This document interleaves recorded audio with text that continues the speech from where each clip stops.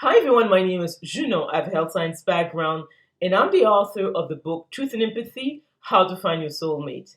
And I'll put a link to the book below. This video is about the romantic compatibility between INFPs and INFPs. I think most people have asked themselves the question, what makes or breaks a romantic relationship long term? And I think that MBTI is a good starting point because we're actually looking at brain types. And often in relationships, when people disagree, it's because they don't see this world the same way. So if people have the same type of brain, they usually agree on especially major aspects of life. So let's look at what INFPs and INFPs have in terms of strengths. Obviously, they're both intuitive feelers. So they are right brain dominant, and their brainwave dominance is alpha. So these are people who are naturally in a meditative state. So you'll see that their interactions tend to be more laid back, they tend to be more affectionate, they're the type of people who like hugs. So you'll see that they tend to be also quite romantic. And so you'll see that in terms of their interaction, it's going to be sort of pretty easygoing. And also because they have introverted feeling as their first function, it means that they make decisions based on their own ethics and own morals. And it's a strength in this case because they probably will be aligned in terms of what is important to them.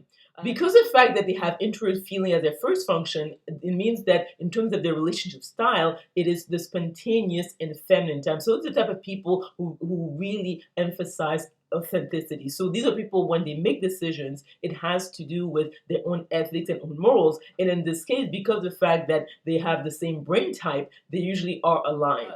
The fact that they are introverts and they're intuitive feelers, it means that they have pretty good energy. So to recharge, they will need more time alone than if, let's say, they were an introvert but they were a sensor. So these are people who actually will enjoy just being alone or with close friends or family members to recharge. Now the other aspect is that when it comes to their thinking function is their fourth one. So they have extrovert thinking as their fourth function. So they might struggle in this relationship in terms of logic, because when you look at the situations, again, it's not so much if it's really practical or if it makes logical sense. It has to do with how they feel, like in terms of their own sort of perception of what would be right or wrong. So the other aspect also is that these are the type of individuals in terms of their organized style, the spontaneous type. So they tend to not, let's say, get things done on time. They might also want to change things at the last minute. So they might come across issues in terms of organization of their lives. So these are the type of people who are not really fond of, let's say, doing their taxes or being very meticulous. So they might need help from an outside source to actually resolve all this and make sure that they're not falling to, let's say, forgetting to do something very important, let's say like their taxes or anything that has to do with practicality of life.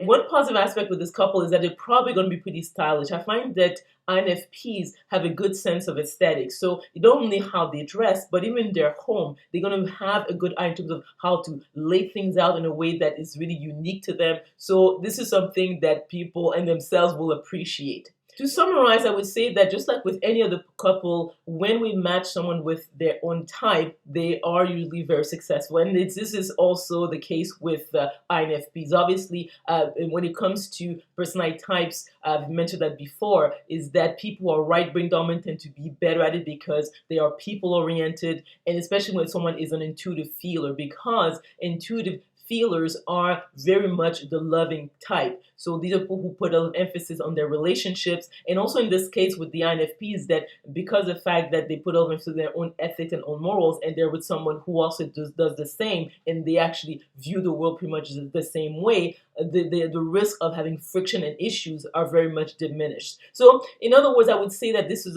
again an ideal couple, overall, because of what, obviously their needs and their preferences. Obviously, like they'll face some challenge in terms of maybe the logical aspect or even in terms of the practicalities of life, because they're the type of people who like to change at the last minute, and they don't tend to be good in terms of punctuality because they have a feminine, spontaneous way of organizing their lives. So these are people who are not often, reliable, reachable as, let's say, someone who's a judger, like let's say the ENFJ or the INFJ.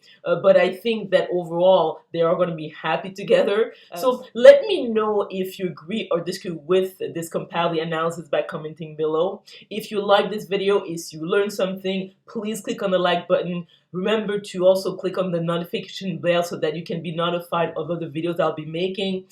Also subscribe to my channel, and we will talk soon.